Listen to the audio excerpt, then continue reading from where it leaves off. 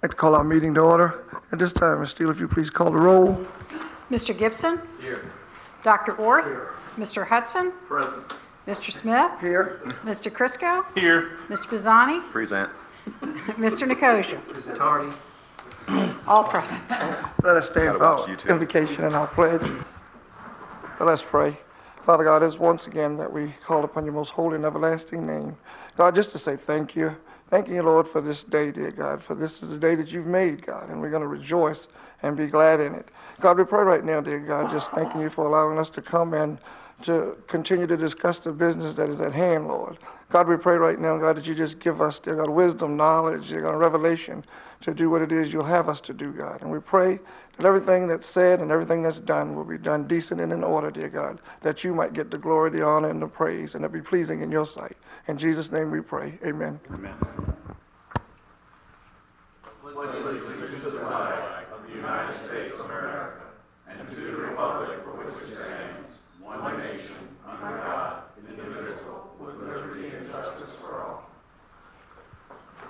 Okay. This time we'll have the adoption of the agenda. Mr. Smith, Yes, sir. I'd like to add an item for number 3, to move 3 to 4 and 4 to 5, talking about utilities, funding for utilities, down in the budget And adoption. the budget adoption. Yes, sir. Okay. All right. All in favor? Aye.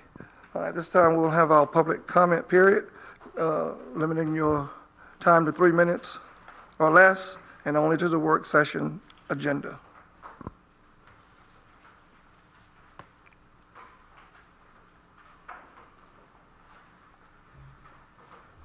Good evening. I'm Susan Austin from York District. I have come to several of these budget hearings, and I've heard everybody talk, but I've only heard one member who states the need to tighten our belts, to cut something out of the budget. Only one, Mr. Bazzani. Thank you, Mr. Bazzani. I don't hear anybody talking about the credit cards that are issued to all the county employees, or most of the county employees. Why don't you do what President Trump did to the credit cards that all of the government officials had up in D.C.? Limit it to $1 and see what screaming you get. What are we going to do when the water runs out and everything in the county is shut down because we don't have an operating water system? Are you going to cut everything else and then put everything into the water? We ought to be thinking about doing that right now. If it were my house and my water system were at risk, you better believe I'd be doing everything I could to knock down everything else except the water system. And that's all I have to say. Oh, yes, that's all. I better not say any more. Thank you very much. Okay. Is there anyone else? There's no one else? Mr. Chair, I have some. Yes, I'm sorry. Kenny Hogg Sr., Gloucester Point. Tonight you are scheduled to adopt the FY26 budget, and not one of you has questioned millions of dollars in annual purchase card expenditures. When Mr. Mowry and I began evaluating P-card expenditures 2 years before COVID, we were astonished at what was spent on food, lodging, travel, and other fringe benefits. COVID slowed down many of those expenditures, but post-COVID they have continued to rise each year. I won't bore you with how much is spent on things like drinks, snacks, and meals for the board and staff during meetings and other frivolous expenditures. Staff can provide you an analysis of P-card and checkbook spending. Upon review, you may ask things like how many phones are we paying for and do we need all of them? Instead of boring you all with details, I'm going to share the information we have compiled with the taxpayers after you approve the budget and let them decide how well you manage their tax dollars. Maybe the administrators could have suggested cutting fringe benefits and frivolous spending instead of suggesting employees would have to buy office supplies if budgets are cut. I don't think coffee, bottled water, candy, snacks, meals, cakes, catering, donuts, going-away gifts, etc. are office supplies. In recent meetings, it's been mentioned that hiring and retaining employees for utilities is so difficult. The administrator figured out how to spend tens of thousands of dollars to target certain areas to advertise events like the Daffodil Festival. The same concept needs to be applied when recruiting most of utilities positions. Wages and salaries must be higher than the competitors across the river. Hiring bonuses and other incentives may be necessary for some positions. Advertising needs to be targeted at social media, water, and sewer system forums, online and printed newspapers, and trade-related periodicals. The first advertisements need to be for an experienced leadership and management team, everyone from the director to the foreman. They all need to be highly experienced, capable, motivated, and fully aware of and committed to the challenge before them. It appears most of the board do not understand or just don't care about the condition of utilities. Ms. Lake has provided you the same type of information about the condition of utilities as her two predecessors did. Tens of thousands of dollars have been spent over the last 20 years on plans and studies that provided you the same type of information. I, as a previous advisor on the Utilities Committee, have provided and discussed the same type of information with several of you. 4 of you have been hearing the same issues for over 10 years, and all I can say is thank you, Dr. Orth, for seeing the light, accepting responsibility, and trying to convince the rest of the board that something substantial needs to be done to get the most important part of our infrastructure headed in the right direction. I do not support the proposed FY26 budget or the reasons for tax increases. Daniel Champion Bellamy. I've been a lifelong resident of Gloucester County. Concerns amongst board's members was raised regarding GCPS, school lunch, and Chromebook funding. Updated Chromebook accessibility is a luxury and can be replaced with textbook learning. What cannot be replaced is food. No child, regardless of our local, state, or federal budgeting and legislation, should inhibit a child from filling their belly. I pay an unreal amount of taxes, and it's a crime against humanity to take so much but deliver so little to our sensitive population. I'll pay more taxes, just feed the kids, all kids at no cost. That's the last comment, Mr. Chair. Okay. Thank you, Brenda. No more comments. We'll move on to our work session agenda and budget discussion. Yes, Dr. Orth. Okay, so Mr. Chair, following the meeting, I asked Ms. Callaway to provide us with some information regarding 2 issues, one of which was addressed to address some of the comments made by the speaker on Monday regarding utilities and the funding, and provide us with some background regarding the questions regarding that money, and then just to give us an update on exactly what happened with the veterans relief, and that's in this presentation. So I'm going to let Ms. Callaway take off from here and then allow us to ask any questions of her. Certainly. So I'll start with utilities. You mentioned that first. There was a question regarding the historical transfers to the utilities fund from the general fund. And so I went back and pulled that history and wanted to confirm some of that for you tonight. Fiscal year 2018 was the last transfer that the general fund made to the utilities fund in the amount of $430,524. That was the last regular operating. There's a little tiny couple of transfers in 24 and 25 that were just related to how we budgeted things. It was not to fund operating expenses of the utilities fund. So then in fiscal year 19 and 20, there were no transfers made from the general fund or from the utilities fund back. There were no interfund between those two funds. Then in fiscal year 21, the utilities fund actually began paying the general fund what was called indirect costs. And that was based on a percentage of the utilities operating fund, and it was to provide the general fund reimbursement for expenses that were incurred for general operating management type of things, like handling the bank deposits for the treasurer's office. So things that were more administrative in nature that occurred in the general fund, the utilities fund was being charged for, in essence. So transfers between $166,000 and $190,000 per year occurred between fiscal year 21 and fiscal year 24, and that was utilities paying the general fund. In fiscal year 25, that was completely removed from the budget, and there is no interfund transfer planned for fiscal year 25, which is the current fiscal year we're in, because it was recognized that utilities fund was struggling. There were no operating revenues happening as far as after expenditures, so that was removed. So then when I go back to that $430,000 that was discontinued in 2019 and look at how was that utilized in future years, I went back and watched the 2019 budget presentation, which was in 2018, and it appears that let me get my numbers right really quick. There was a total recommended reduction in transfers of $1.65 million from the general fund to utilities and debt service. So total of 1.6, which included that 430. And that was offset by increases in transfers to the schools and to social services. So essentially that 430 went to fund operating expenditures of other funds, which included the schools and social services. And that happened in 2019. And then so from 2020 on, those are operating recurring expenditures that it was not a one-time amount of money.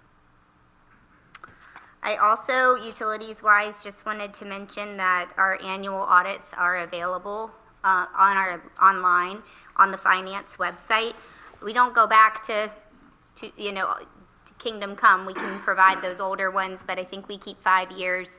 And for 24, for anybody, they're very long. I don't fault anyone for not reading them, but for anyone who is interested, the 2024 audit on pages 25 through 28, that provides all the financial information for utilities. So that's the most recent audited information. And then the asset information is provided in the notes section, which begins on page 51. And it is a little confusing because utilities for accounting standards is called business-like activities or business type. But if you look on page 51, you'll see asset information that is summarized according to governmental accounting standards. But we also obviously can always provide detailed asset listings because we have those work papers for the audit. That is all I have on utilities, if you have any questions. So one citizen last time we met was concerned about monies that were transferred to utilities, and they wanted to know where did it go. So I guess pages 25 through 28 explains that, right? So there was the way I interpreted that particular question was that when the general fund stopped providing those transfers to the utilities fund, what did the general fund do with that savings? Okay. So that's the way, not what did the utilities fund do with those monies, because they weren't getting them anymore. So the way that, and that was evident, it, like I said, it aligned. You can see in the BOS work document from the 2019 budget, if you go back to April of 2018, it's in that meeting, and you can see a negative 430 when you look at the difference between the two fiscal years. So it clearly was included in that budget to stop transferring that money and create a general fund savings, which would be utilized elsewhere. All right, thank you. Oh, sure. So how many years did they take out did the utilities pay the county between the 166 and 195,000? It was a total, 21, 22, 23, 24, 5 years, 5 fiscal years, because 21 through 24. So I calculated 557, 749 in total. We stopped it in 25. So it was how much? 557, 749. I think we did reduce a little bit in 24. I was just clarifying, I think we didn't eliminate it. I knew that we had changed things. I think what we did was we reduced it significantly in 24. We didn't do the final payment. Yes, sir. So thanks, Ms. Callaway. I appreciate you taking the time to address those issues and bring us up to date what happened. I thought about this a lot because this has weighed upon me very heavily, because at the time it seemed like it was the right thing to do to move the money into the general account and minimize any potential tax increase that would have come had we not done that.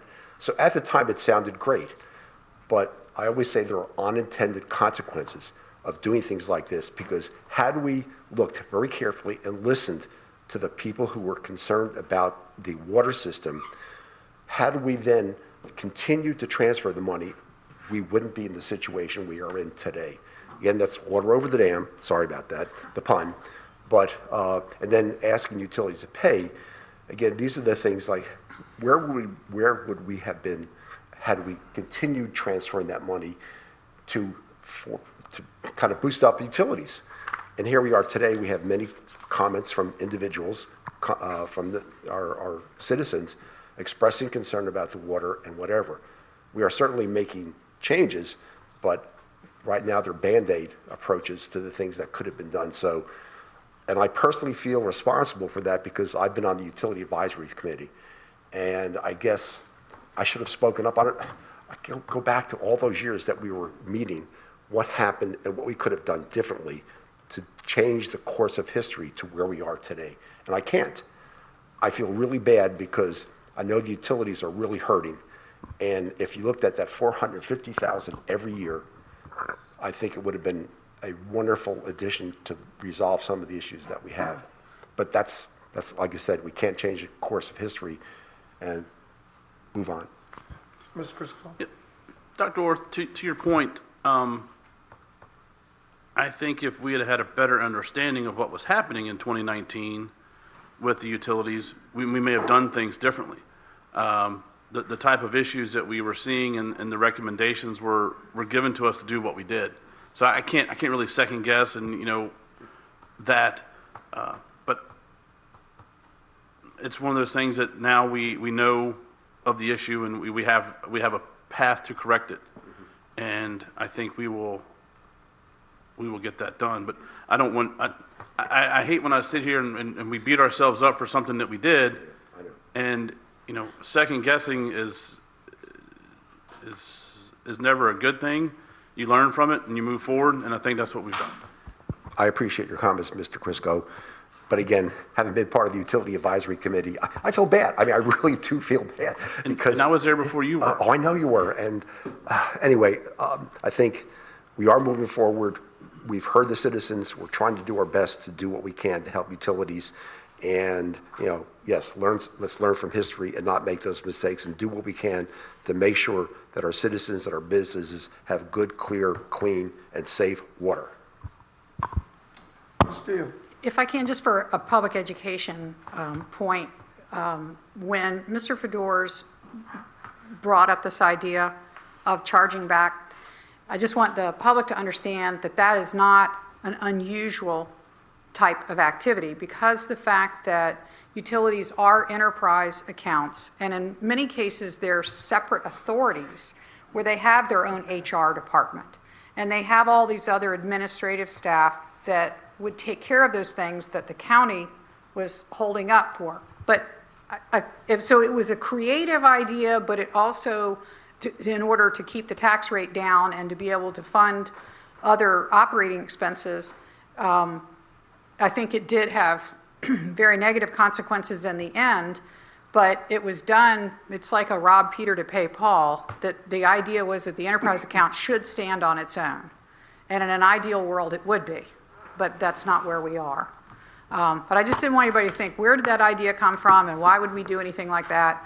It was brought up because he was digging to find funds to balance the budget. Yeah, and at the time, it was we went with it. We knew, because he presented at that time what he was saying, a very lean budget, which was we're talking about now. And people asking us to cut things. Well, it's been going on since Mr. Fedor's. We've been looking at lean budgets every single year, and it gets leaner and leaner and leaner. And we've looked at every line item, everything.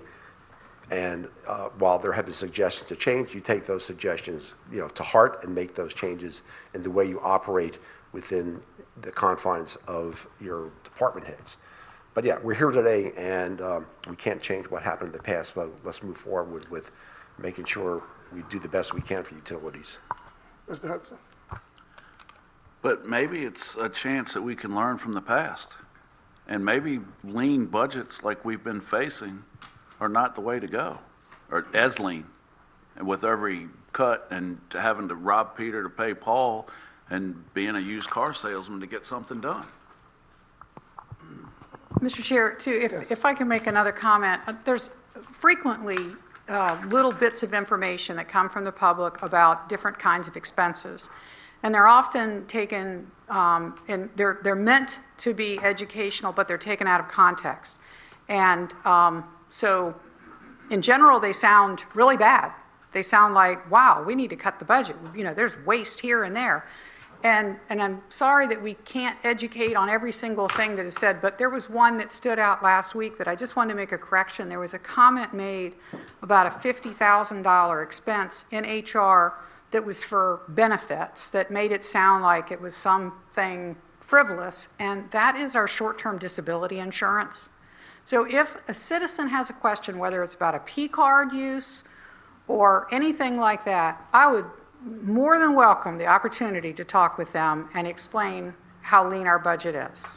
By the way, speaking about P card, we had a meeting with Mr. Maury. He specifically called a meeting to deal with P card questions. With Mr. Bazzani. And Mr. Bazzani, remember that? And every single question that Mr. Maury had, we answered, and he was very happy. A perfect example was the accusation of what in the world are we doing with the San Diego Zoo? Well, they're the people that sponsor the training, that's an online training that's required of our animal control officers. But somebody hears and says, oh, we charge money to the San Diego Zoo, what are we doing? So again, I'd rather people know the truth, and if they don't like it and they want to have services cut or they want something done, that's fine, but let it be on fact and not those fears and accusations. But again, I want people to realize that we did have a meeting. Yes, we did. Because he was asking relevant questions and wanted to understand how the P cards were being used by people. And you went through very carefully in detail the level of integrity that has occurred in following every single purchase. Can I say something? Mr. Hutson? Last year before last, Mr. Baines and Ms. Steele and I rode to Richmond looking at some different MRFs for recycling products. And I drove up there because I didn't want the county car to drive in case I had to stop and get something for my business. But that's not the point. Well, it didn't cost us anything to go up there other than time. But when we stopped back, I said, we got to get some lunch. And I was surprised when Mr. Baines and Ms. Steele both pulled out their cash to pay for it. And I looked at them and said, we're up here on county business. Y'all can't get your own lunch? And they said, no. I ended up buying their lunch that day. That's not the point I'm trying to make. But when staff is going to different places, they can't use the P card for meals or anything else when they're traveling. So if you look at it that way, I mean, you've got to be careful when you're saying the staff is using cards for certain things when they're really not. Mr. Chair, Yes, sir. Mr. Bazzani? it is true that we had that meeting. I called that meeting. But there were some expenses that, were questionable. Not large expenses, like maybe buying a couple sundresses at Walmart, a couple pair of sunglasses at Walmart using P cards. So those may be the small expenditures, but there needs to be a process review on how P cards are used in this county. And there is, sir, and there absolutely is, and it's audited, and we have even in our process improvement, I'm sorry to interrupt you, that was very rude, but we have tightened up that process because one of the reasons... Since then. No, not related to that. We already were tight. I'd have to go back, but if there was a sundress or something, it had to have been a DSS situation. But, what's that, a DSS? Department of Social Services. We don't go out and buy sundresses Yeah. Well, there was a on P sundress cards. expenditure at Walmart. But again, it may have been for a child in a school system or social services that didn't have clothing. I mean, there's reasons for things like that. But our staff looked at and evaluated how much time was being spent processing P cards versus the rebate that we get on them.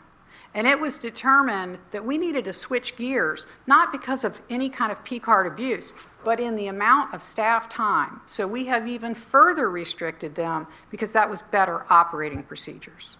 The rebate's not worth it. So I didn't mean to interrupt, and I know we need to get back on the budget, so sorry. Didn't mean to be on the soapbox. I need to make a correction. Katie was correct. It's only 4 years on the utilities. I'm sorry, when I said 557, I'm going, that's less than, it's only 100. It was 21 through 24, which is 4 years. So But numbers don't lie, so you said 5. I worked a few hours this week. So is it Thursday yet? Friday? To address that comment from the individual, the money wasn't hidden. It was built into the budget. It was there to enhance the county budget so we didn't have to deal with raises. And it was, at that time, innovative. We approved it, and so here we are. Anyway. Thank you. Veterans and elderly, is that, and credits? Okay.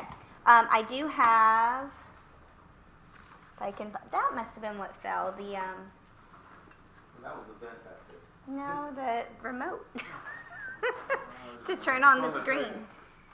It's on, no, You're talking about the big one, right? yeah. Did it fall? Had to buy another one with your P card. It'll get audited, don't worry. It may have fallen in my bag. Turn my-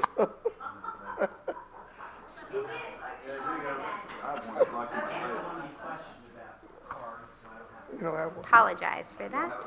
EV mute. Do you have a credit card at all? He barters. You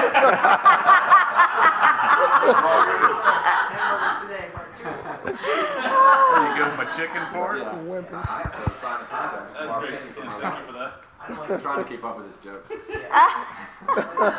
me pay you Tuesday for a hamburger today. Wimpy. Hey, remember the Are you tolls. ready? Maria doesn't remember that. No, I don't. That was the wrong decade. Okay. So I spent a little bit of time also, Ms. Steele and I throughout this budget process has spent quite a bit of time focusing on these credits. There are several different ways that, several different credits that provide exemptions to personal property and real estate taxes. And 2 of them are for veterans, disabled veterans, and one is for personal property and one is for real estate. I've provided a couple of slides, but I do want to just run through some information first. Yes, I will. So, as I mentioned, 2 types of exemptions.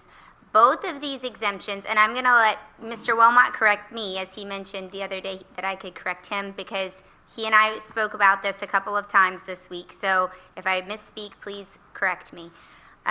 So the first exemption was for real estate, and that was approved by the state back in 2011. And the second was personal property, which was approved by the state in 2020. Neither of these were passive. They both were mandatory on the state level, which means that the board had very little leeway in whether or not to adopt them, little or none. However, the exemption that we offer provides for real estate up to 10 acres, exemption on up to 10 acres of property, and the state legislation only requires 1 acre. However, we have to match for veterans the same amount of acreage that we provide for the elderly and disabled. And the elderly and disabled for Gloucester County right now is 10 acres. So because the state only requires 1, that is the only place that in our discussions the board had any leeway in which to decide, but you would then be reducing the acreage exemption on both elderly as well as the veterans credits. So graphical representations, are there any questions on that before I move on? Mm-hmm. I asked Ms. Steele that before the meeting. Did the veteran have to be alive before the 2022 Act was passed? In other words, could a widow who's surviving spouse benefit from this? No. I'm not sure. I'm not sure how that goes into play, but I guess the point that we're trying to convey is that it was not optional for Gloucester County to offer the real estate tax exemption and a motor vehicle exemption for the disabled veteran, and except your real estate tax exemption or benefit for the elderly and disabled, not the veterans. That's optional. but they've tied in the acreage. So what you could do is that you could, not popular, perhaps, you could reduce the acreage that you allow for the tax exemption for the elderly and disabled from 10 acres to something less, 1 or 2 acres. And then you wouldn't be required to offer the same 10-acre exemption to the disabled veterans, because you would only have to go up to whatever you do for the elderly and disabled. So you might want to consider asking for information as to how much revenue that would garner if you were to decrease the acreage from 10 acres to 1 or 2 acres. Understanding that these people benefit from this very much, and certainly the elderly, disabled, and the military veterans deserve a lot. But in your position as supervisors, you may want to think about requesting the information regarding, well, does a disabled veteran, are they entitled to 100% tax exemption on their 10 acres when the benchmark for disability is 100% disabled? My heartburn is with that, and that is it goes with the 100% disabled. So you're entitled to it if you're a 100% disabled military veteran. To me, 100% disabled means that you're sitting in a chair and you can't do anything but drool. That's not what it means legally, but that's what I would think most, if you're 100% disabled, you can't do anything, but that's not what it means. So what they use is this benchmark of 100% disabled to be entitled to the tax relief. So I guess that's my problem. I'm required by your ordinance to sign off on any tax refund over $2,500, which is not a bad idea. I've rejected maybe 2 in 16 years, but that's because they went back too long. You can only go back 3 and plus years. And there was another reason, but I can't remember what it was. So I've been signing a lot of these refunds where they've paid, but then they've submitted the documentation indicating that they're 100% disabled military veteran. We don't have an option. The county does not have an option in that regard. We have to do that. But what we don't have to do is tie it into the 10 acres. You can go down to you have to do at least 1 acre, but you can go down to 2 acres. But you have to do is the same as you do for elderly and disabled. So we could do anything between 1 and 10. So we could 5, 6, 3 3/4. Okay. I think, gentlemen, that's an exercise we need to look at. We need to see if there's any benefit or not. I don't know what the magic number would be. I think it's probably something we're going to have to look at, probably by per acre, if we want to have a good decision and discussion about it. Ms. Nicosia.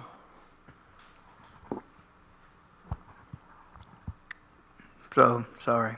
Can I ask you a question? Is that, so Mr. Wilmot, by definition, I'm 100% disabled, by definition. That's right, but by definition I am, okay? So my question is that 100% disabled by Social Security standards, or is that 100% disabled by VA standards? Because that's 2 different things. Right. So that was my question. Is it VA standards or Social Security standards? Yeah, yes, in this context, Mr. Nicosia, it's the VA standards, and they do what they want, and the veterans deserve everything and more, absolutely. But the heartburn, like I said, it comes from 100% disability vis-a-vis the VA, their determination. I don't think it should be 100%. They should use some other word, because if you're 100%, that means it's everything. Okay. Would you all like to have them run this down for us? I think it's a good idea, but, we need to deal with the current budget. and I No, think- I'm not, this is not something for this year. This is, Oh, yeah. I'm not looking for this in the next 2 months. This is gonna take some time Yeah. to do, but I think this is something we need to look at long-term to consider. Do we continue at 10 acres? Do we go to 9? Do we go to 5?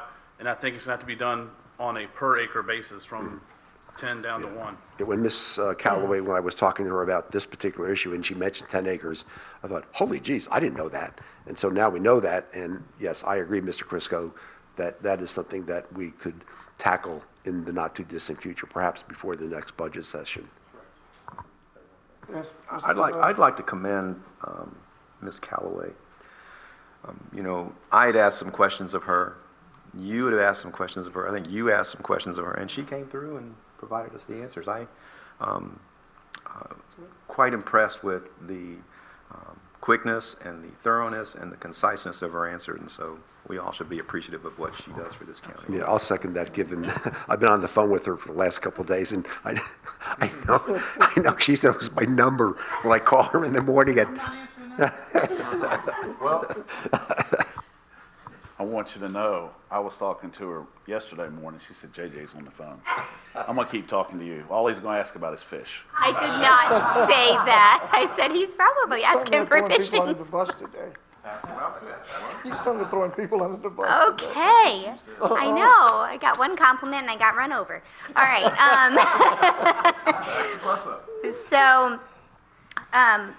So kind of bringing it back to these revenue reductions is another word that we've called these credits. This chart is, and I'm going to get a little bit into the disabled status in the VA because I did some more research on that as well.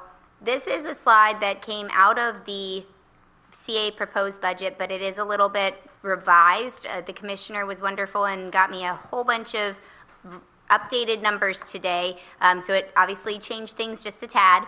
But this is the total amount of tax relief. So this does include veterans, elderly, personal property, real estate, as well as fire and rescue. So this is everything.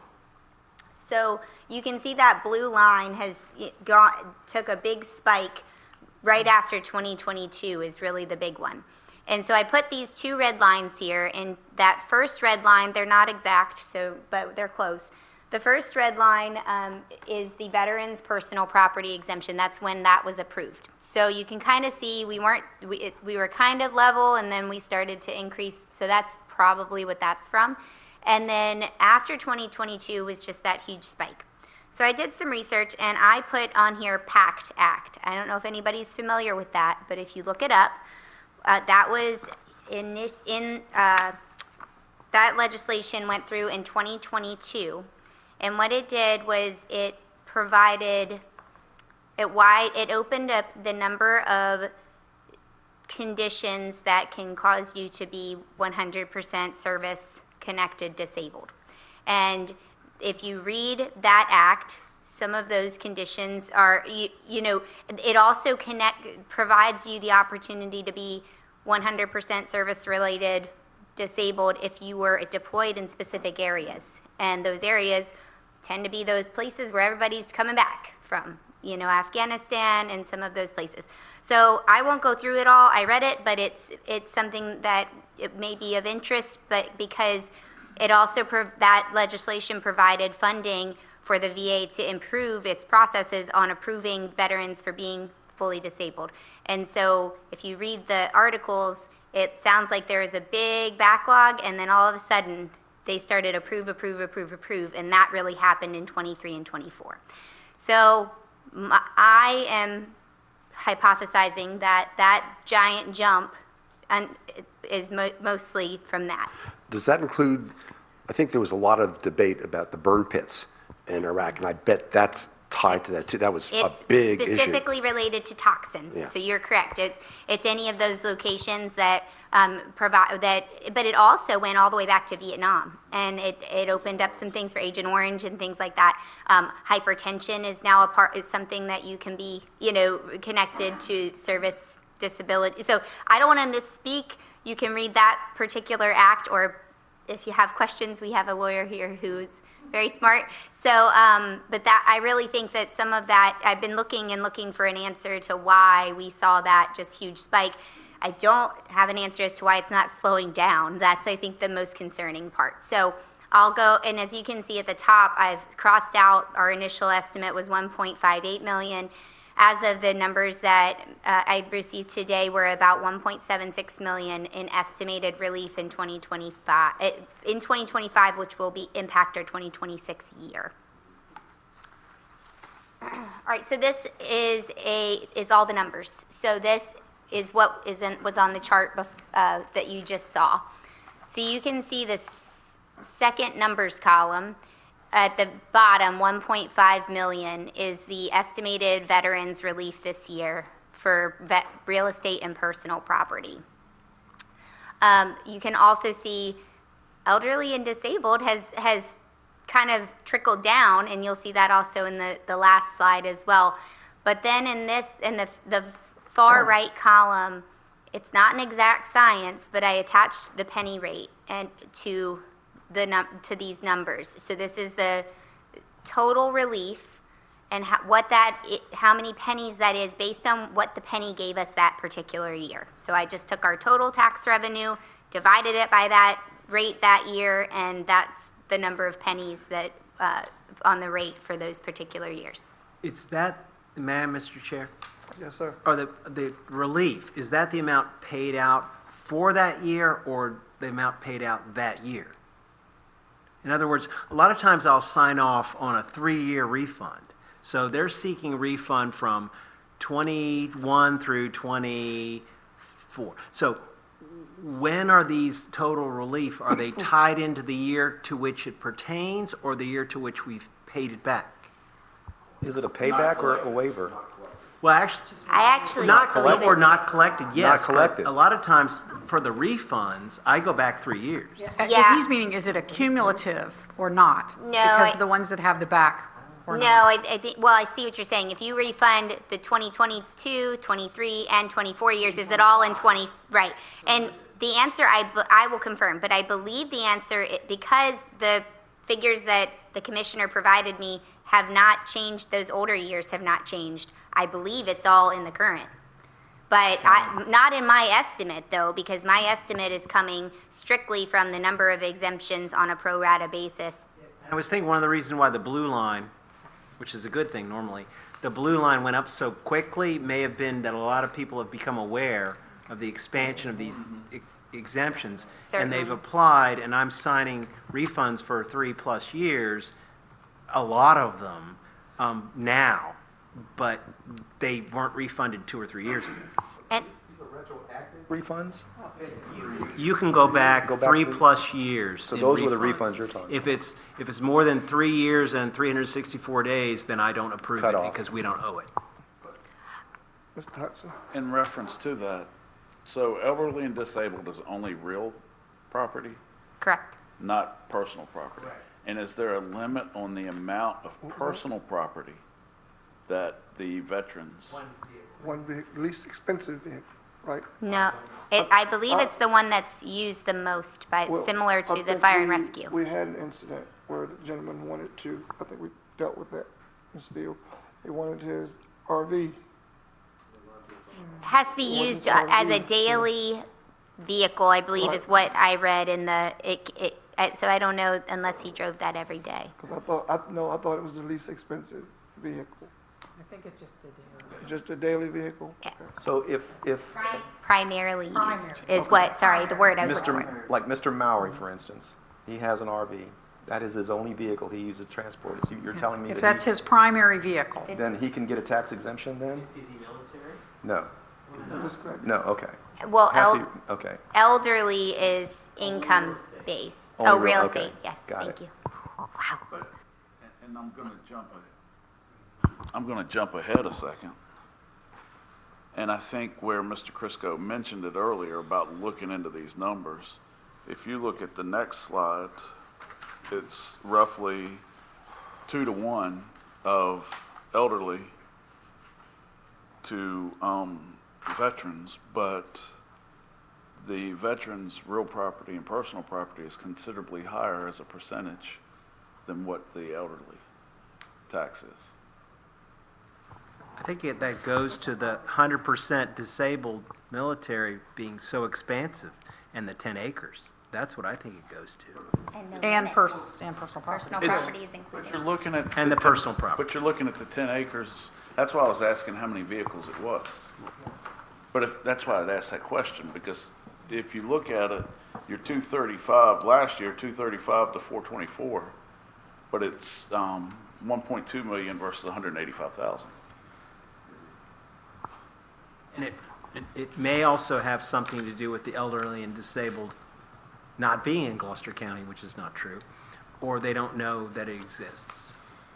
The elderly has many more layers to fulfill their requirement. Income It's- limitations, a lot of limitations. Yes, and there's even a limitation on the value of the home that you live in. There's a whole number of things that go into elderly, which makes it much more difficult to qualify.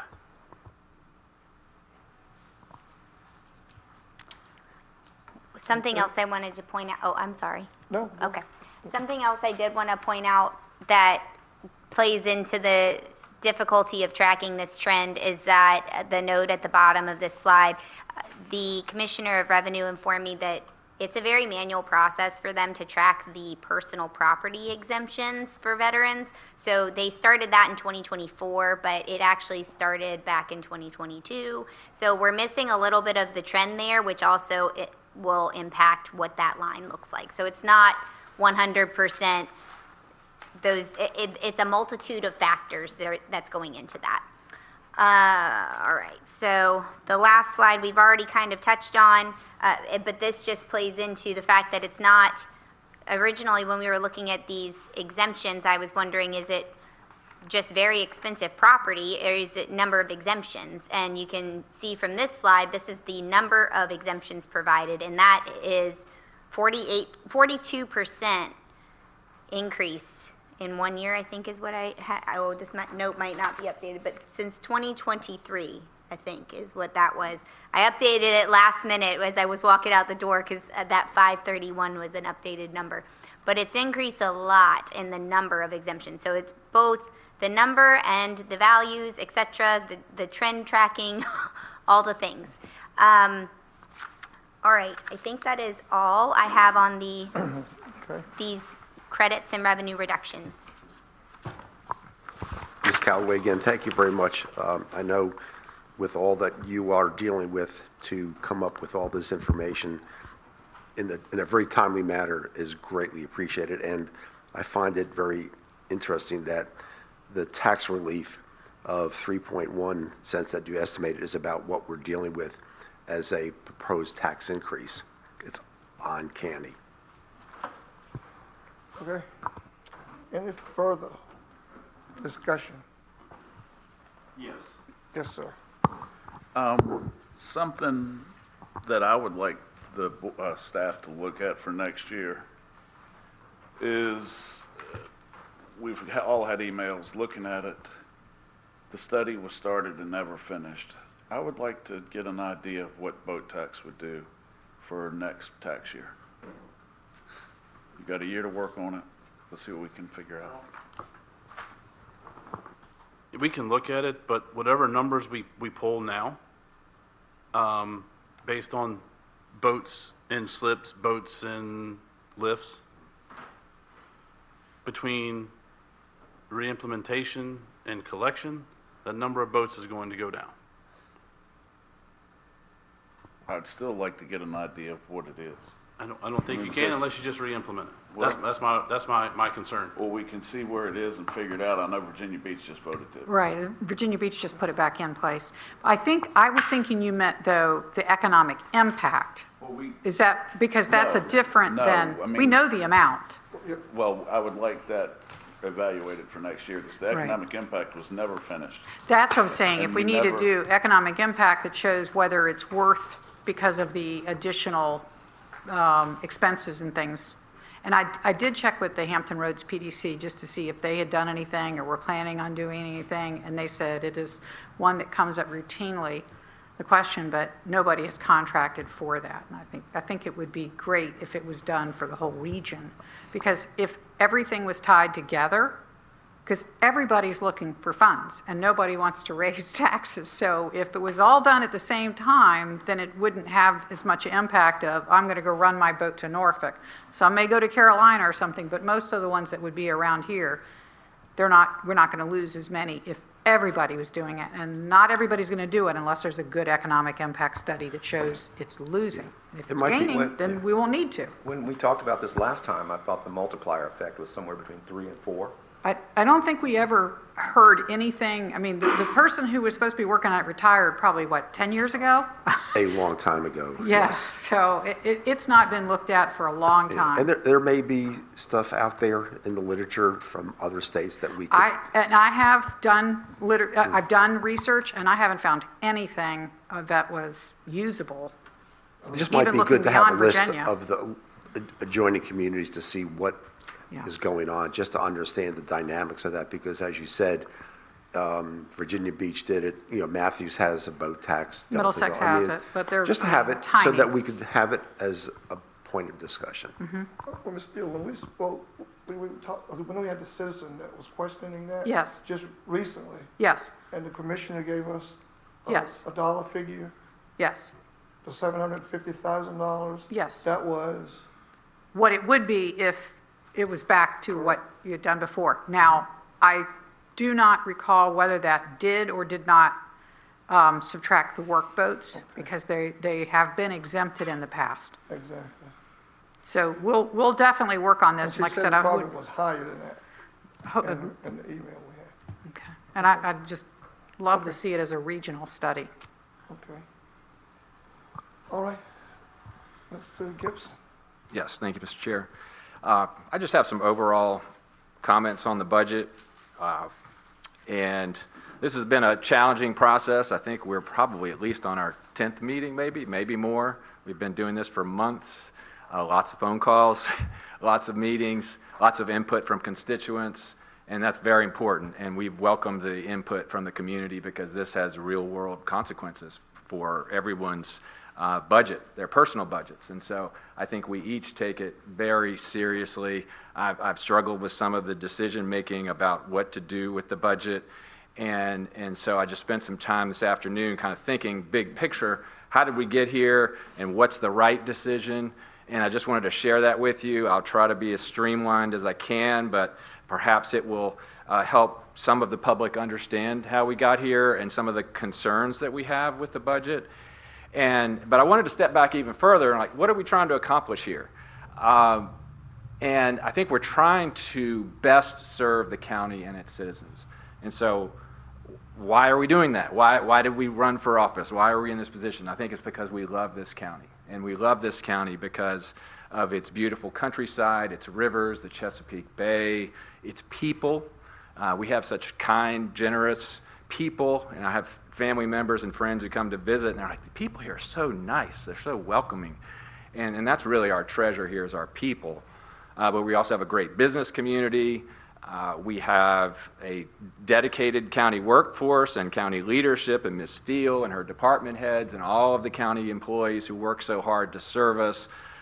Dr. Orth talks about the utilities workers out there in the cold trying to fix pipes. Our first responders are working 24/7 to protect us.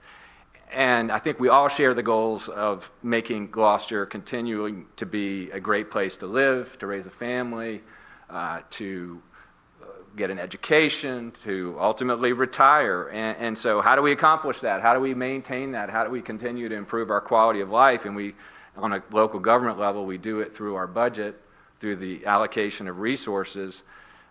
But I think that as we all recognize, all of these wonderful things about our community, they have a cost. They have a cost. And the cost, the challenge to the cost are that we have inflation that has hit all of us. We see it at the gas pump. We see it at the grocery store. We see it in the things we buy, the cost of things, and that affects our county and our county budget. Our health insurance prices have gone through the roof. Then Ms. Callaway has just described how this tax relief, which is absolutely warranted to our veterans and our elderly, but it's almost $2 million. That's a huge hit on our budget. So, I mean, that's a legitimate concern.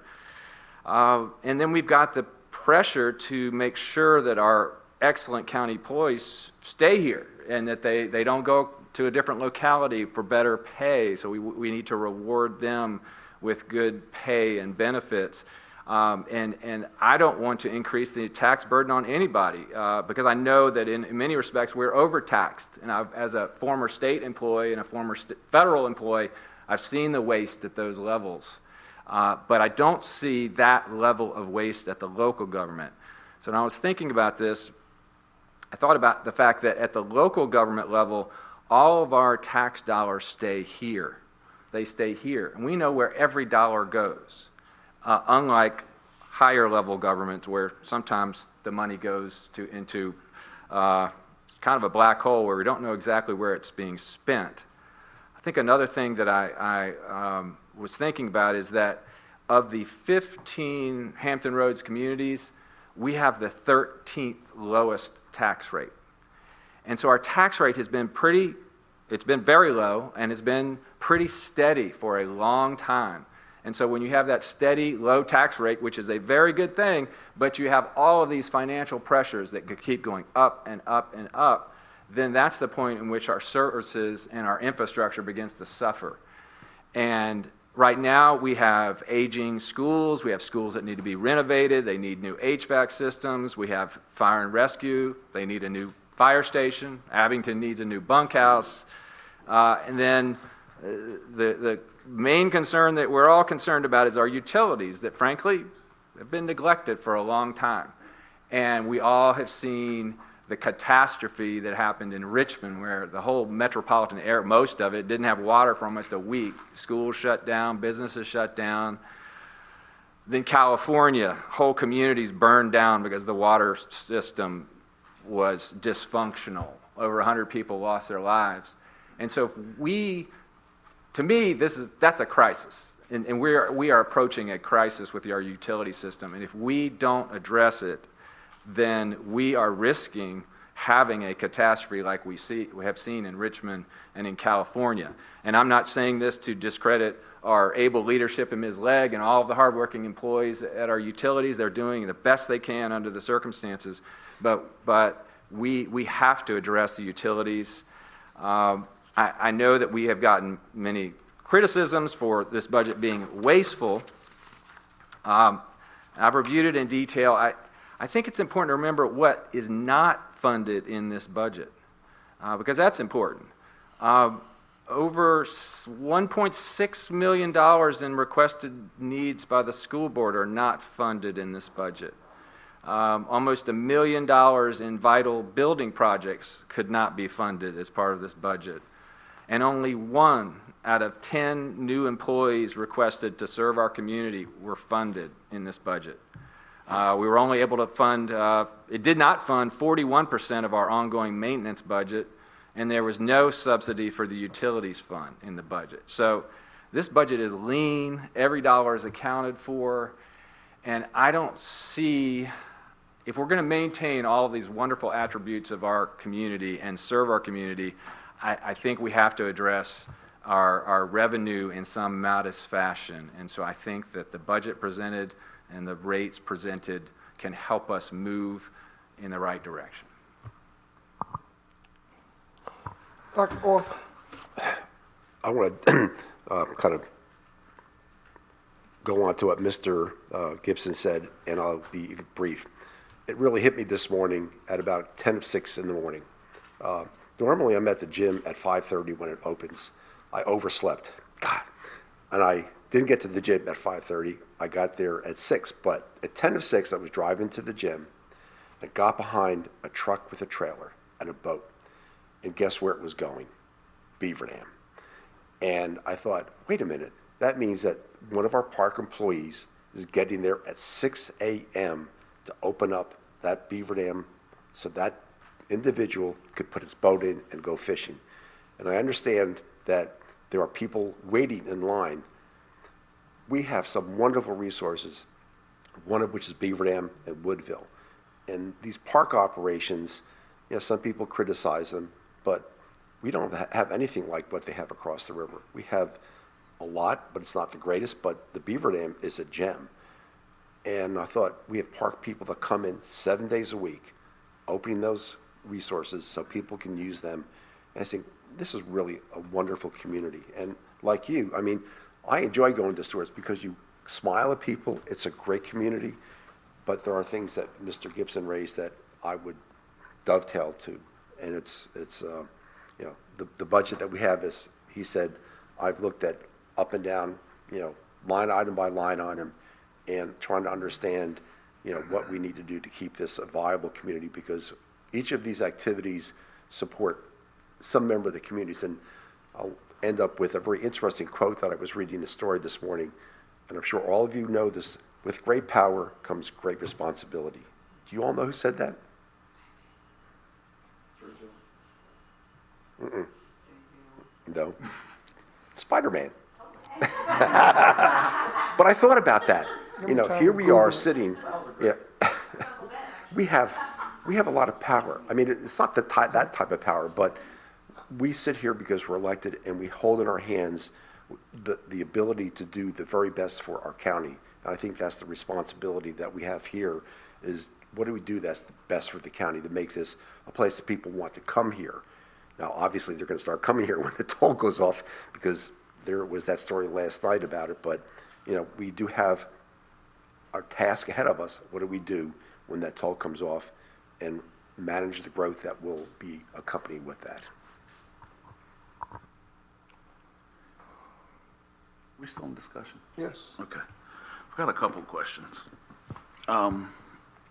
As I had asked to get something added to the agenda tonight, and I talked to Ms. Callaway earlier, and as it's presented with the 61.4 cent tax and the 310 for personal property, and that's where we left it last night. Could you, Ms. Callaway, explain to us, as you so eloquently explained it to me, how the proposed windfall is not going to be there? Yes. So the original figures that we provided, it will still be there. It will not be as much as what we originally estimated, which was about $1,055,000. The reason for that is real estate has a better collection rate. Personal property historically has a much lower collection rate in those initial couple of months. The treasurer is wonderful with collections, and if you look at the report many months into the year, you'll notice she's collected that revenue, but within those first couple of months after the bill is due, oftentimes the collection rate is around 62%. So shifting and reducing the amount of tax revenue coming from real estate and using personal property instead will reduce the additional amount of revenue we're going to see in fiscal year 25, which is this windfall, however you want to call it, that we've discussed. So originally we said $1,055,000 when it was a 4.3 cent tax increase. That was all real estate. Now with doing 3.1 pennies on real estate and 15 pennies on personal property, we would be looking at $976,282. No, well, so the way I've done this is that we look at what would that amount generate for a full year, and then we cut it in half because we're only billing for half in June, and then I've applied a collection rate based on last year, and that separately for real estate and personal property.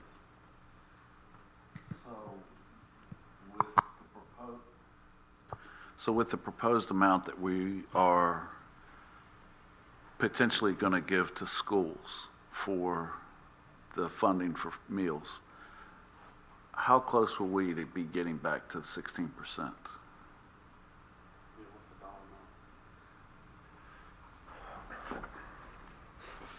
With the $450,000 appropriated to the schools, we would need $999,504 to restore our fund balance back to 16%, And the amount was within $20,000. the It's additional about, that we would need? correct, about $20,000 additional. No. No. You would trade off the windfall for balancing out your fund balance back up to 16%. Yeah, but we're at 15.4, right? Or is it 15.2? 15.3. 3.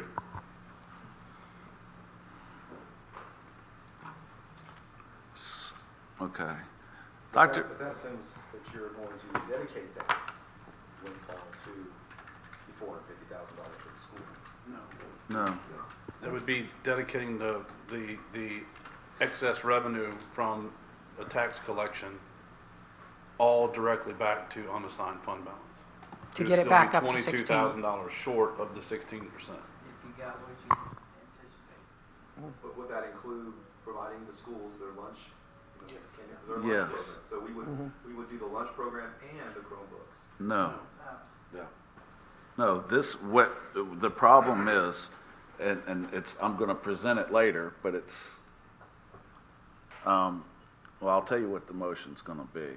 I wanted all money collected from the so-called windfall after restoring unassigned fund balance to 16% will be transferred to utility funds for capital needs.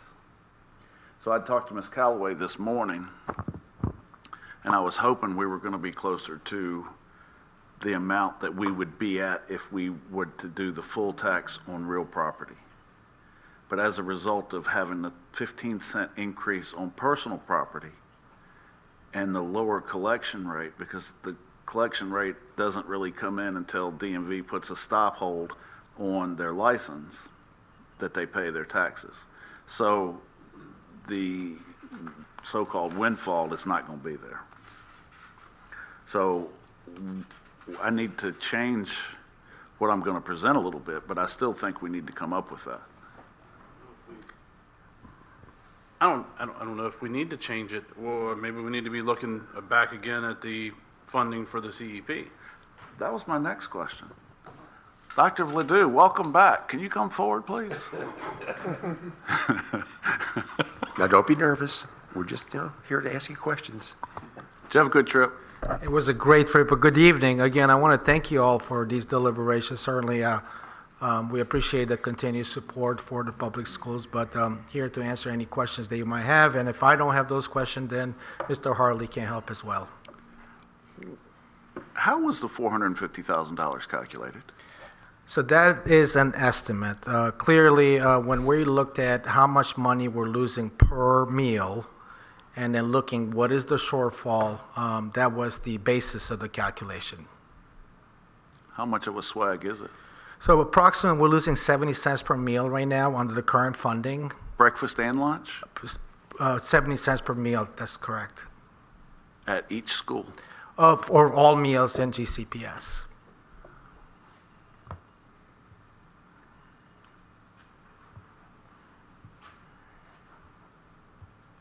As Pre-COVID, weren't we, wasn't it an affordable thing before? Where parents who could afford to pay for lunch would pay, and then those who could not, we would fund those good folks.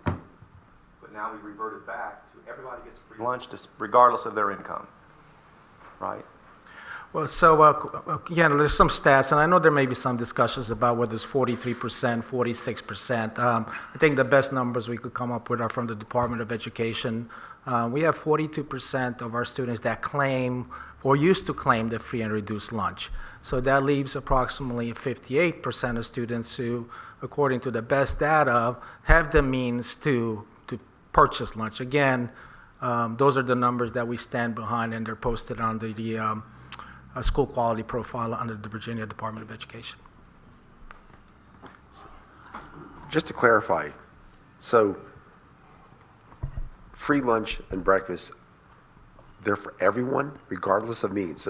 So this is not means tested. So I'm going to turn it over to Mr. Hartley, who has some information here. I'm kind of, because I keep on going back and forth with what I see with the information coming forward. at one time, it seems like it's only for people that really need it, and not for those that can afford it.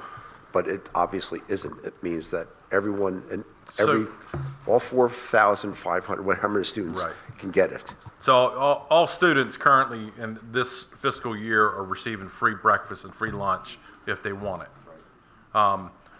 And I think I said on Monday that free's not exactly free. What's the difference between us and maybe a different locality is the reimbursement rate. And the reimbursement rate is something that's calculated based on some factors in a formula created by the USDA. Really, any families that might be recipients of other government programs would go into that calculation. So to keep it kind of simple for us, that's about 65% of our students. So we are getting the reimbursement rate of about, I did write it down, $4.45 a meal, or for lunch. I'm sticking with lunch, sorry.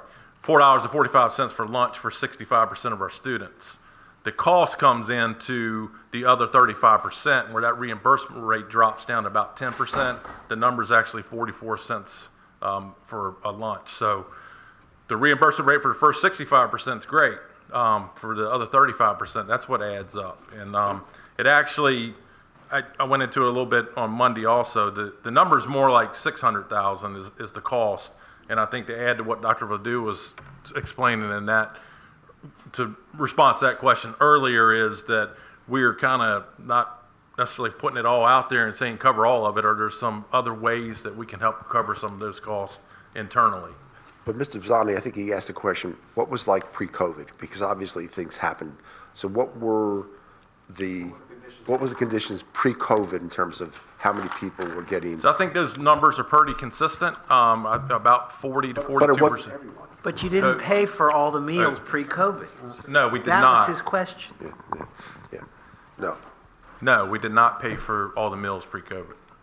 So it was what, 40% of the students that received? So we get reimbursed Right. for those 40-some percent. But it was, that qualify. but people who had the means that could provide the breakfast for their kids or whatever, and lunches. Right, they had to pay. Everything happened with COVID, and that's continued, subsequent to the end of COVID. Correct. So you have the empirical data, right? I mean, you obviously have the data as to pre-COVID, who had to pay and who did not have to pay. You have that information, right? Correct. And could you extrapolate that information going forward with inflation, determining what it would be if we were to means test lunches for our children? Because I know when my children were going to school, we paid for their lunches before COVID. We paid for every bit of it. So there must be some means testing for individuals and families who can afford to pay for lunches. I know that we did. I mean, I was very, fortunate to have a job that I could do that. There are people in this county that can do that. Correct. So there must be some kind of balance between, maybe there's a balance between who could pay, maybe cut that rate in half and subsidize those who can't. There is a balance somewhere, but to just allow free lunches for everyone, despite the fact that some can pay, seems like it's unfair for those who, have to, have no children in schools and their taxes are being, used for that. And I would rather see, I don't want to see a starving child. There's no sense in seeing that. But there has to be a means test somewhere. Mr. Nicosia gave a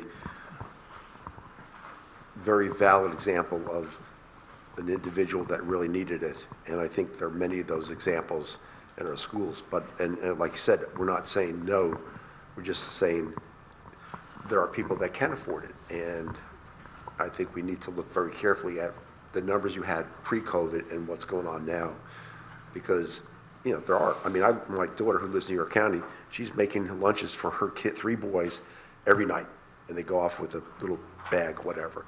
I don't know what it's like in your county, but I think there are a lot of parents that are capable of providing support for their kids.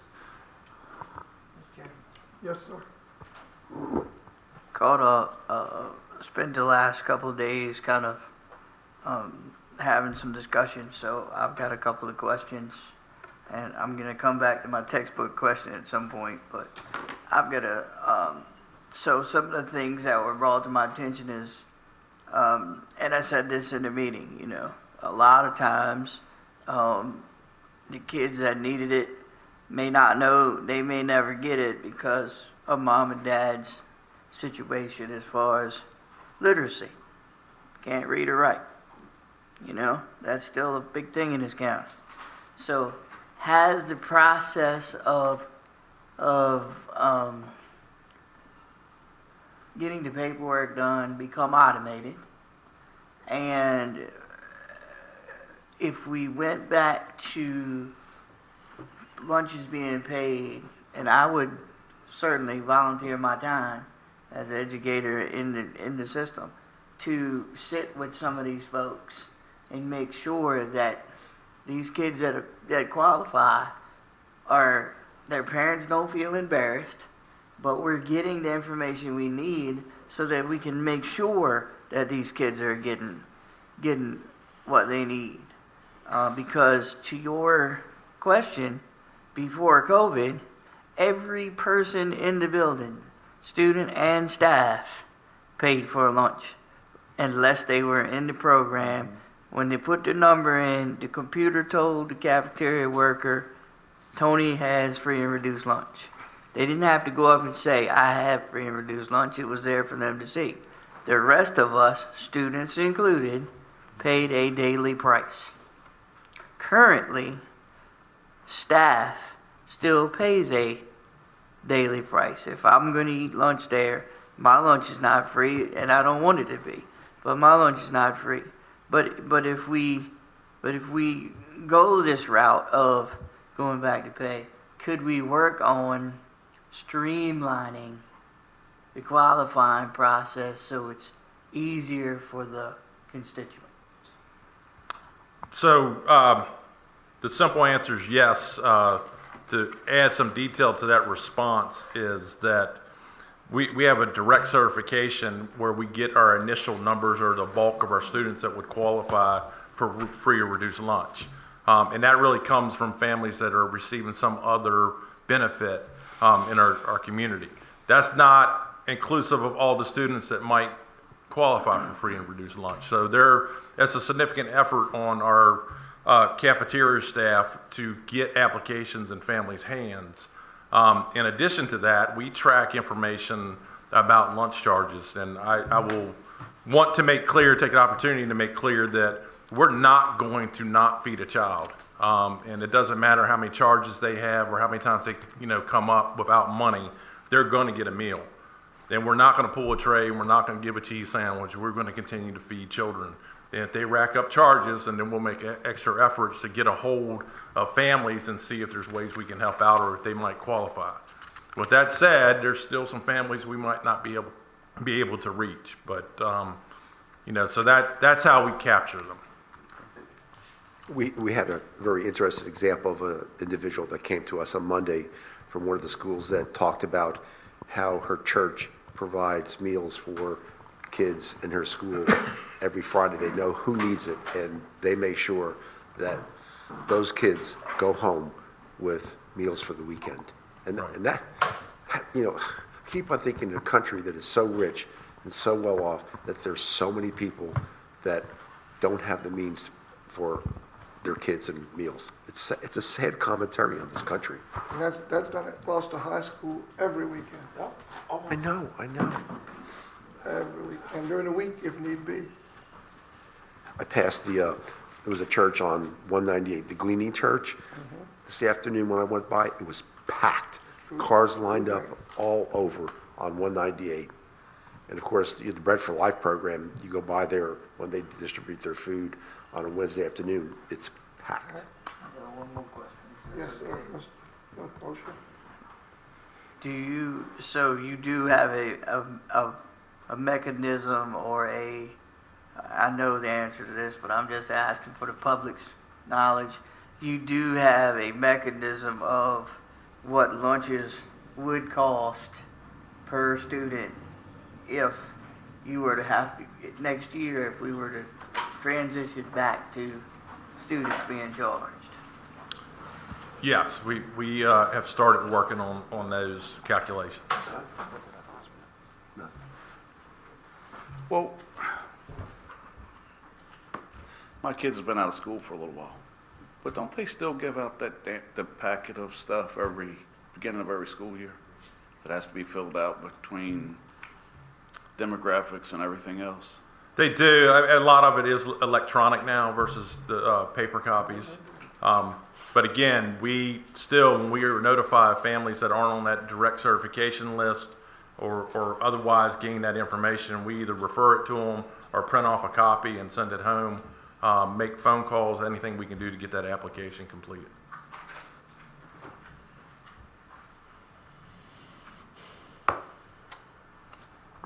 Any more questions?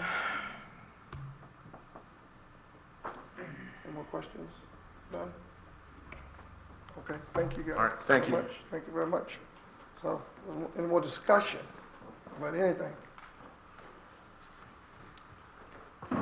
No discussion about anything? So, Mr. Chair, what do you want to do? We're gonna move on to adoption of our budget. Yeah, I just want to make sure, just one last thing. I'm hoping there were any issues that we had on Monday are resolved. Every individual, I'm sure, went back and hopefully in the last 48 hours looked carefully at all the budget numbers. And, I'm comfortable with where we are as of Monday night. I did find, again, very interesting that our tax relief pennies was equal to what we're proposing tonight. I hope the citizens will see that for what it's worth. But as Mr. Gibson said, we've been doing this day in, day out for quite a while, and I've been looking at these budget books, and I think we've done, and worked with Ms. Calley, Ms. Steele, and her staff. I appreciate all the work and hard work you've done getting us to this point. So I don't know. I know, Mr. Chriscoe, you had some more a number of questions regarding some of the school stuff. I don't know whether that. They've been answered. I have a different question that we'll have to discuss between 3 and 4 based on the information we just received. Or 3, 4, and 5, I guess now, because I think there's going to be a change made on allocation. Well, that's or appropriations. Sorry. That's what I was getting. You were asking if we were happy. No, Ms. Callaway kind of dampened my whole spirit this afternoon because I really thought that we were going to have money to be able to put towards utilities with the money going into the general fund to make it back up to 16%, which I think it needs to be at. I was okay with giving the schools the $450,000 because I know it's one-time funds coming out of the unassigned fund balance. So that's the only reason I was, comfortable with it there because it's one time. But I still look at it and I think utilities are going to be shortchanged because we need another roughly $20-some thousand to bring the unassigned fund balance back up to 16%. And that's where I'm having a little heartburn on this whole thing. We, as Dr. Orth just said, it'll be 3.1 cents just in tax relief for veterans and elderly. I know we're adding 15 cents to the personal property rate, but that just puts us in the same position, and we're not doing anything to help utilities. Well, isn't utilities doing their first borrow? I talked to Ms. Legg just before the meeting. They were doing their first borrowing early this summer, right? To start taking care of this utility issue, to do the renovations that need to be done. So I don't think there's a concern there that things aren't going to the utilities department. They're getting first tranche of loans to start the process. So that process has not officially started yet. We've met with Davenport just to run through the timeline and the numbers, but that's all based on the capital plan and all of the information I've been giving to you over the last several months. And so the rate increase is just to help us operate flush. The rate increase does not account for any capital projects, because if we borrow now, we don't start making those payments until FY27. Our plan will be to come back to you all in the summer for a fall borrowing of roughly $2.2 million. And that roughly $2.2 million that we're borrowing, is out of how much for utilities that's needed, estimated to be needed? I am right now estimating about $66 million worth of projects over 10 years. So the 2.2 is the majority of that, so we don't have to worry about any other borrowing because it's there, right? That's the way I'm understanding it, because we're going to do All borrowing, they can so we don't afford need to anything. pay, and they would borrow more if they Exactly. had So more if we had to pay another- back. Okay. Just want to make sure on that. So, what's the, Mr. Gibson? Just one option to consider based on the 42% who are projected to qualify for free. Oh, I'm sorry. Would be projected to qualify for free lunch. 42% of 450 is 189, leaving additional funds of 261 that could be applied to utilities. Just putting that out there for discussion. The problem with that, and I didn't ask this earlier, and I apologize, this is more towards Dr. Vladu, and that is the fund balance for the cafeteria plan is in dire straits. So they need that money to get back. And I've heard that there was a couple times that cafeteria staff almost wouldn't have gotten paid based on the money they had. Is that correct?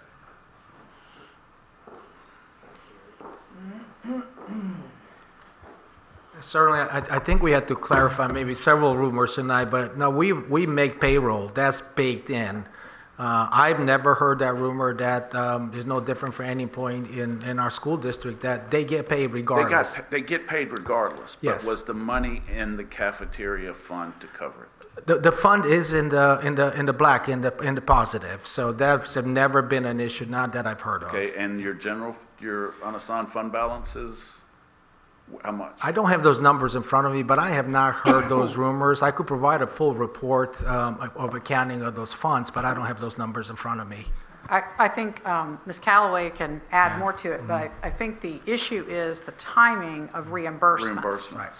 So it's money owed, but it's not back in, and that's part of having that. So there were a couple of cash flow problems, a couple of months. It's always going to be taken care of. The employees don't have to be worried about not getting their money, but it was where last Monday night I said, whether they do the free lunch or not, that those funds would reestablish their fund balance. So when did the shortage come? Has it been just building over time? Or is it just this year? Or how come it hasn't been mentioned before? We had reserves.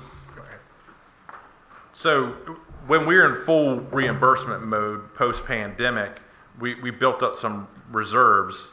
And then right coming out of the full reimbursement, we started CEP with just 5 other smaller schools. So it was still costing money to the tune of about $300,000, but we had the money in the reserves to do it. So we did that for 2 years. Still were able to cover it going into this 3rd year. Our estimates, which were pretty close, were about an additional $300,000.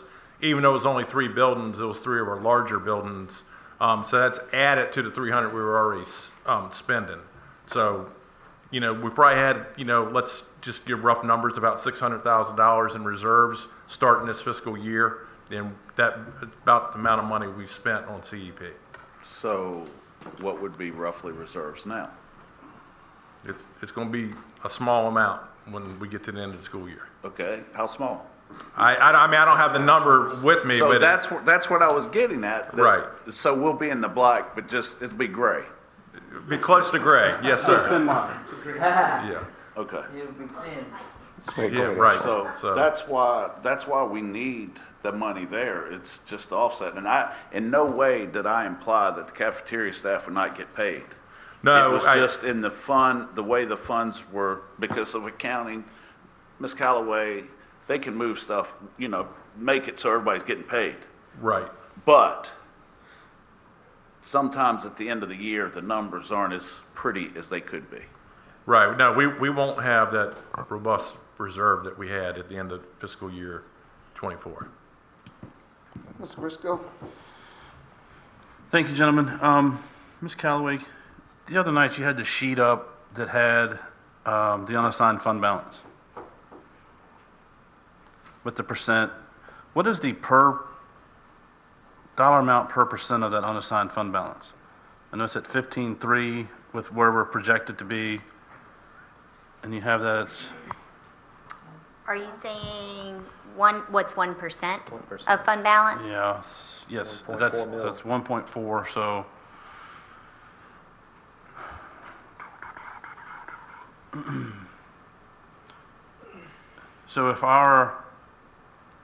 so in order to get back to the 16%, we need the 999,504, and at our 14% level, what we're easily able to make all of our payments.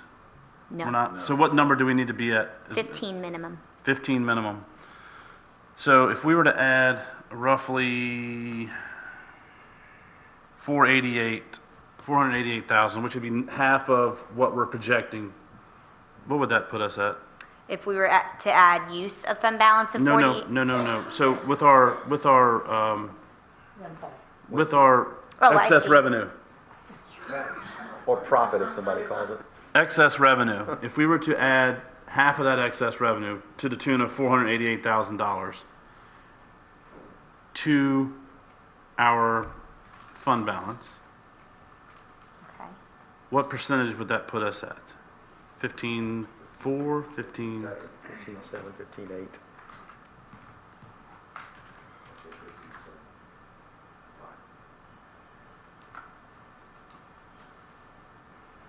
$15.6. Okay. I just had to see it because I couldn't pull that math out of the hat over here. Me either. So,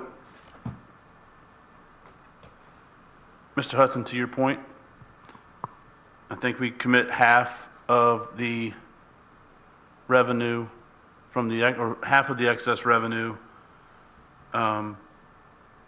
to getting our fund balance back to 16% and the other half to utilities. And then next year, we have to get our fund balance back to 16%.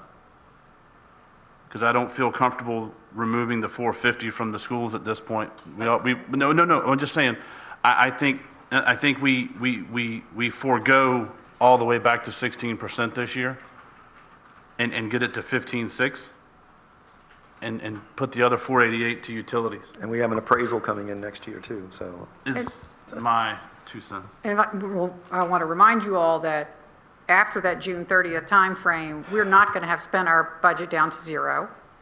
And revenue may come in a little bit higher than we think. It's not going to be a lot. All of those funds normally are what pay again for the capital improvement, but you'll be above 16% because of those funds. So you'll be able to weigh out the judgment of knowing that we're going to be paying off starting to pay the next year for the fire department and the other pay-go items. You'll be able to kind of weigh out those things. I just want to make sure that some money goes to capital for utilities. I agree. And I'm just not sure that the 488 is going to be enough. If that's all we have, that's all we have. So where it would make the difference is if you borrowed more. That's what I'm saying. And instead of taking basically $500,000, which doesn't pay for a lot of different projects, $500,000, not that you're going to use the whole amount, but maybe it's $250 and $250 of a payment, So what is it? We said it's about $1 million, $100,000? You're borrowing money to pay for labor? So to borrow $1 million is about a $100,000 payment.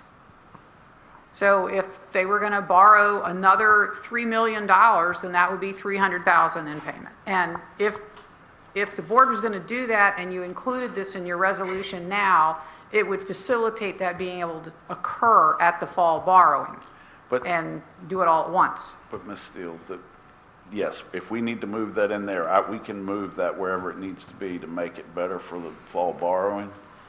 But remember, even with fall borrowing, we won't have payback until 27, fiscal year 27.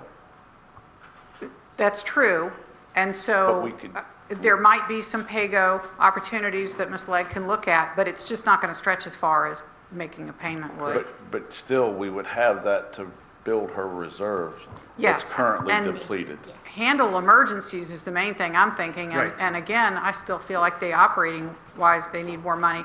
But if the idea was that she could know going into this, there's money here, even if it was just another million or whatever, that money could stay there and it could be peeled out. So what does she mean by running flat? What did you mean by that? You said we're running flat. What does that mean? Is that labor costs, running flat? So Just make labor, make remember, labor? I had to pause all capital projects this year because revenue did not meet its goals. So we had to utilize fund balance in order to operate the department. The rate increase that you all have approved, that goes into effect tomorrow, will hopefully cover our operating costs. But Operating costs. Operating costs only. We're not borrowing any money to pay for labor. No. Okay. The borrowing is strictly for capital projects. Okay. If I may, just talking about some of those emergency things, just today alone, I've received 2 invoices for $70,000 for repairs that needed to be made. So, yes, that's capital also. It's a big cost. So these are things that we're dealing with what feels like on a weekly basis now. Is one of those on Short Lane? One was on Short Lane. That has been patched this morning. Thank you so much. You're welcome. But, before you go, where are we on the AMIs?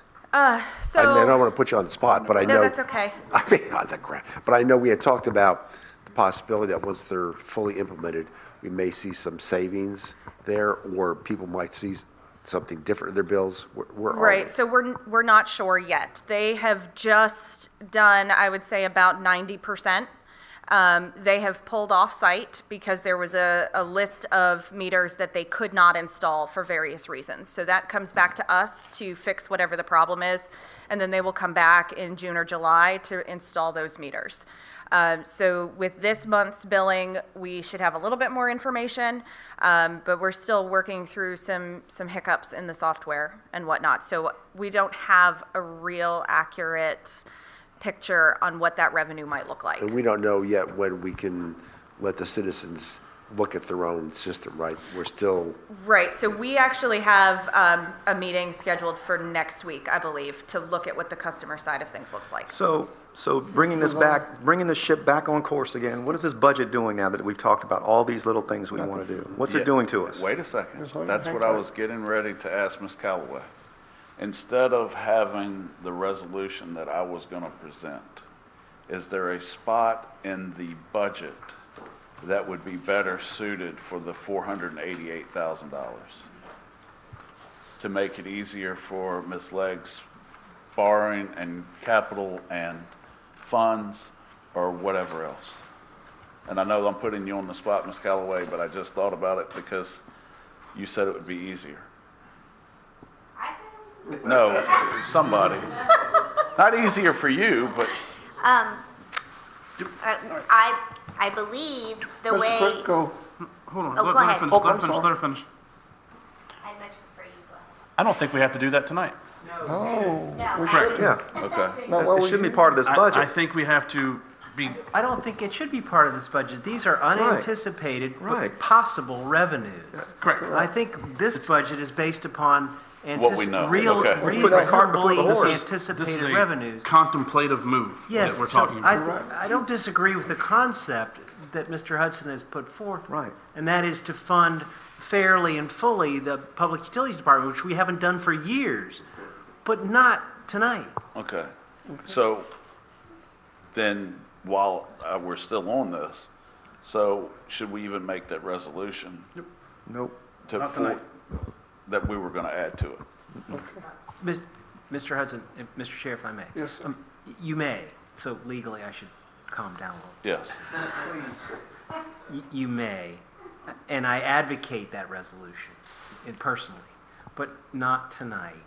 I think what you should do tonight is approve the budget resolution, the appropriation resolution, and the other resolutions that you have in front of you. And then at a later date, when you get a firmer grasp on additional revenues that you may enjoy, you should divert those to the public utilities. And count them up. I understand, but I believe it was Ms. Steele that's the one that said it would make it easier for borrowing and not Ms. Callaway. So I think the compromise on that, without a resolution, is instructions to staff to bring back a proposal on utilizing excess funds. And I still, even though it may not be, I think we can handle the timing and plan on it and talk with Davenport and kind of figure out, because she needs to go back to the list. And again, it may be borrow $1 million more, and that 100,000 goes to that, and that 400,000 sits in the reserves, waiting to make another payment next year, as well as handle emergencies. So just, you know, if y'all nod with approval, you don't even, you know, it's just an agreement. We'll have Ms. Legg come back and make a presentation at a future meeting of what difference it would make. Well, let's do that. I'm okay Are we with that. good with that? Yeah, and- I'm good. Yeah, because it's also behoove us to know exactly the dollar amount we're gonna have. Because we can maybe do more, or we might be strapped with doing less, so. Okay, I got it. I got it. That sounds good. Okay. All right, so we can move on with our budget adoption, gentlemen. Yes, sir. Okay. First, we have a resolution approving the fiscal year 2026 budget. So moved. Been moved. Second? Second. Moved and second. Further discussion? Further discussion. Okay, Ms. Steele, will you please poll the board? Dr. Orth? Yes. Mr. Hutson? Yes. Mr. Smith? Yes. Mr. Chriscoe? Yes. Mr. Bazzani? No. Mr. Nicosia? Yes. Mr. Gibson? Yes. Motion carries. Steele. Next for us, we have an ordinance setting tax levies for the calendar year 2025.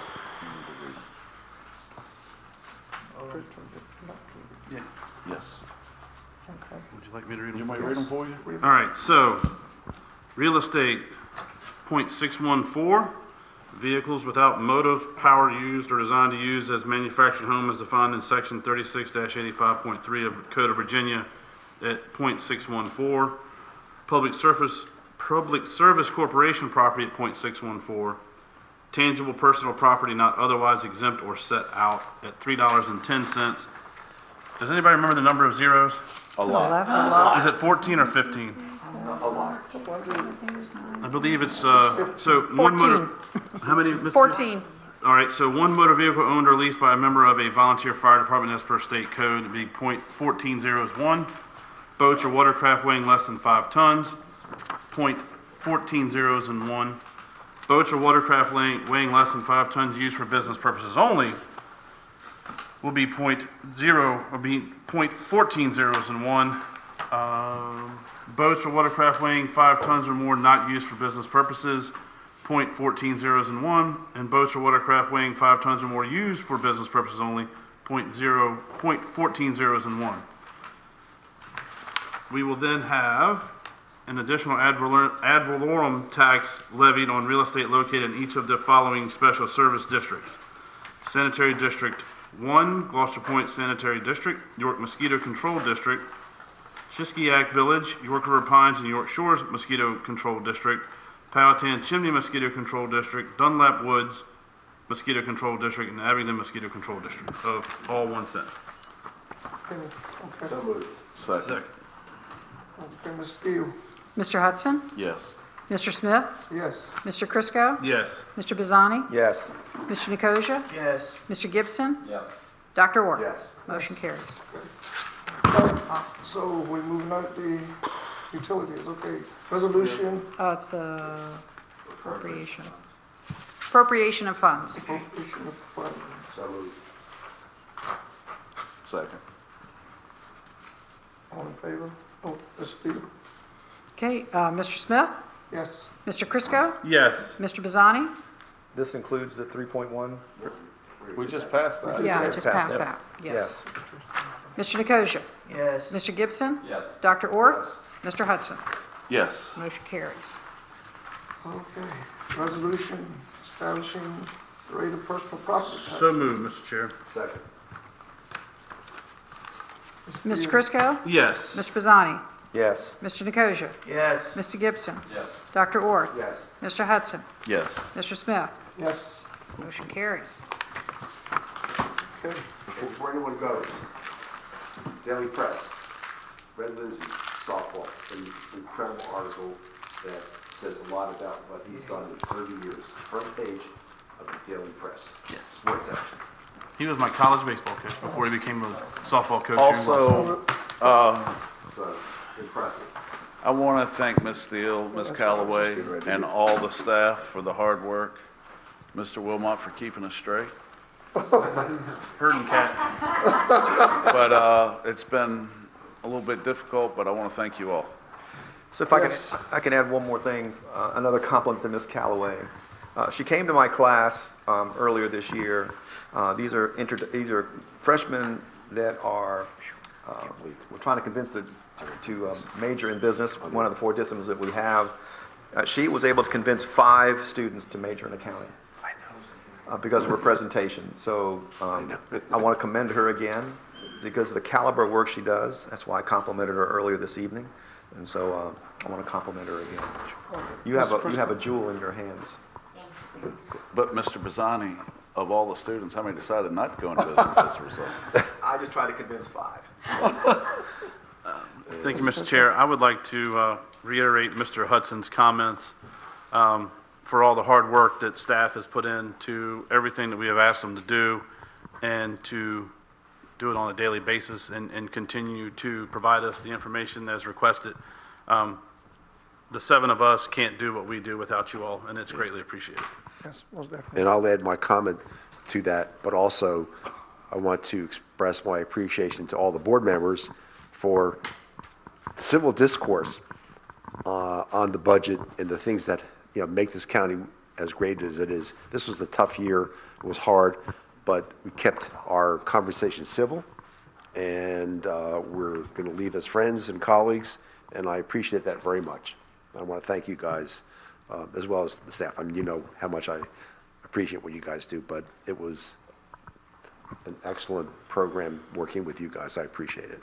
Yes, most definitely. I have a quick announcement, but I want to applaud all of you for the work that you did and making very hard decisions. We make the recommendations, but the weight of those decisions and the consequences are on your shoulders. So I know it's hard, and I agree it was great discussions and good, I think, learning exercise for everybody, staff included. Would like to let the public know that because of a safety issue that the road is going to have to be closed, low ground road to through traffic to be able to complete the paving project, and that is going to be tomorrow from 8:30 to 3:30. Message boards will be placed at each end with detour signs posted and flaggers, and so Friday, not tomorrow. I'm trying to make tomorrow Friday. No, it should be. It's not. It's close to through traffic, so I What's the assume date they're of going to Friday? work Because with. this gets repeated ad nauseum. The 2nd, May 2nd. Yes, yes.